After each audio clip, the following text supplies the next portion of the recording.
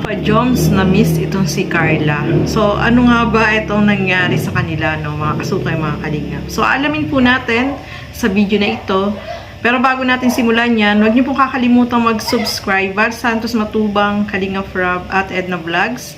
At syempre, supportahan niyo rin po yung aking YouTube channel, Gandang Emmy. Sa mga hindi pa po nakapag-subscribe, please subscribe at please hit the notification bell para lagi po kayong updated sa aking mga ina-upload na mga reaction video. So, eto nga mga kasukay, mga kalingap. Kalingap Rob, may panawagan dito kay Papa Joms. So, alamin natin ano kaya itong panawagan ni Kalingap Rob. Tara, panoorin po natin ang video na ito. Welcome to my channel.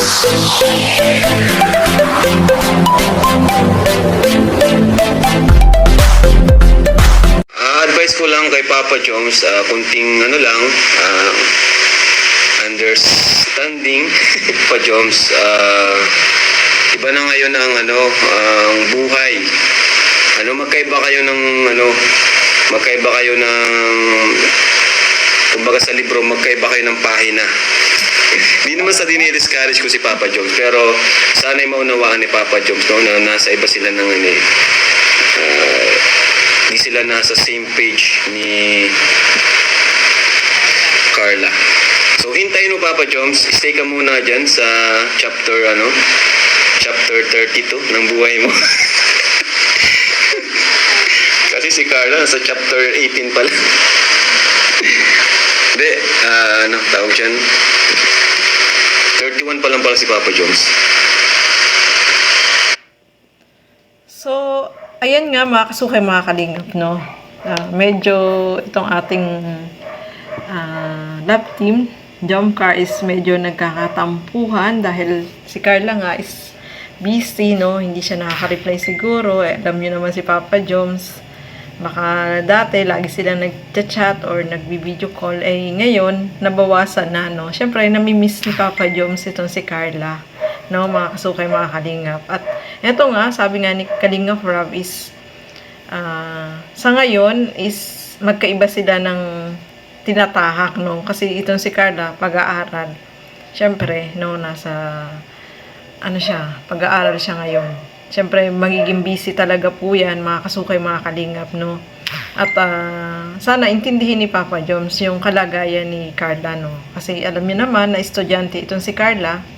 Siguro kulang lang talaga sa replyan mo naman, Carla. Kapag nagme-message si Papa Joms, no? Yung reply mo is masaya na yan. Pag simpleng reply lang, no? At least, hindi mo nakakalimutan si Papa Joms, no? Alam mo si Papa Joms, no? Siguro nasanay talaga siya na lagi silang magkausap o kaya lagi silang magka-chat, kaya ganun na naninibago itong si Papa Joms, no? So, ayan mga kasukay, mga kalingap, medyo may mga hugot-hugot pa sila mga pinopost dyan sa Facebook, no?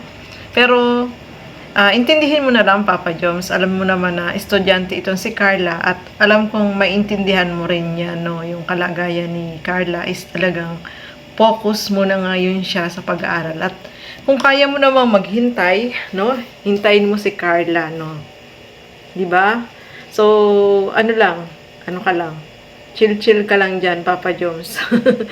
No? Ka lang? Panoorin mo na lang muna yung mga videos nyo ni Carla. Para malibang ka pa, no? So, ayan mga kasukay, mga kalingap. Ayan, I hope na itong si Papa Joms ay hindi siya, namimiss niya si Carla, kaya ganun siguro. Medyo may tampurorot, kaya, give and take at saka understanding, sabi nga ni Kalingap Rob. So, ayan mga kasukay, mga kalingap, maraming salamat po sa inyong panonood at lagi natin suportahan Val Santos Matubang, Kalingap Rob at Edna Vlogs. At ang inyong lingkod, Gandang Emmy. Sa mga hindi pa po nakapag-subscribe, please subscribe and please hit the notification bell para lagi po kayong updated sa aking mga ina-upload na mga reaction video.